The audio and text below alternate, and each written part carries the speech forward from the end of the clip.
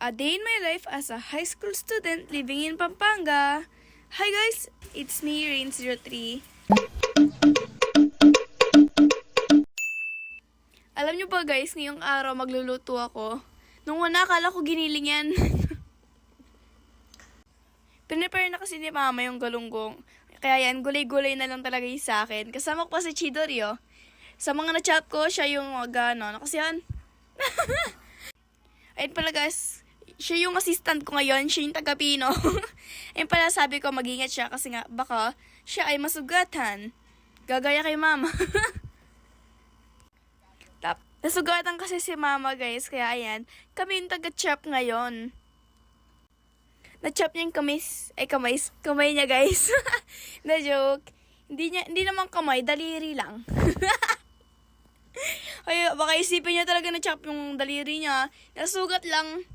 Kasi nung pinapalang niya na malaki yung parang gumagana ng tama niya daliri niya. Hindi masakit. Yan pala guys. Tapos na kaming mag-chop-chop. Nagro-roll na kami, you know. Talagang konsentrado talaga ako. Oh my gosh. Yan pala, tumutulong ako dyan. So, first time namin magbalot ng lumpia guys. Kaya di talaga perfecto. Tsaka yung mga mga balot namin dyan, tubigas na, naging alam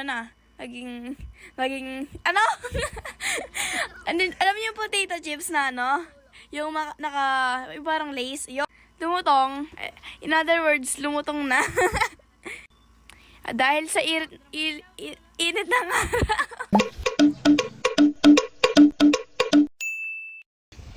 At ayan guys, medyo curious pa si Chidori sa lumpiang Shanghai.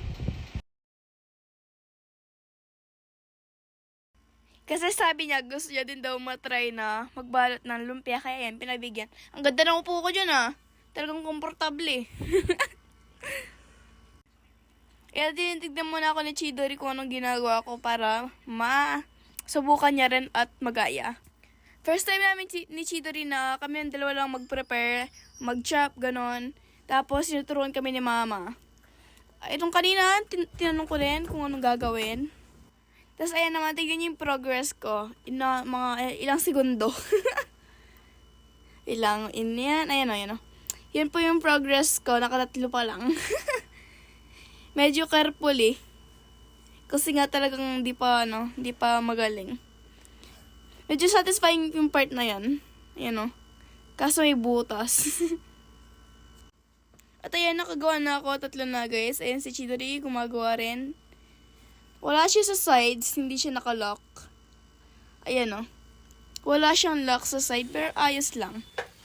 Parang ito pa rin sobra guys, marami pa. Nagkulang kami ng pamalot. Tsaka nagtigas sila, kaya hindi na sila perfect. Tigil na ito. Pagkatapos naman na yan, luluto na natin. Gumamit din ako ng taba ni mama. Nalilig ako ng pawis. Ay, yung kanola! Yung kanola! Yung tabad sa Ayun guys, naluto na. Yung ayaw pabigay kay Reyna, yun yung sinasabi ko. Yan, luto na yung galunggong flavored na Shanghai. Ayan, habang pala big shoutout po pala kay Kuya Bitmood sa paggawa ng intro ko. AKA si Roy D. Media na may 37k followers sa TikTok. Paki-follow naman siya guys. Salamat!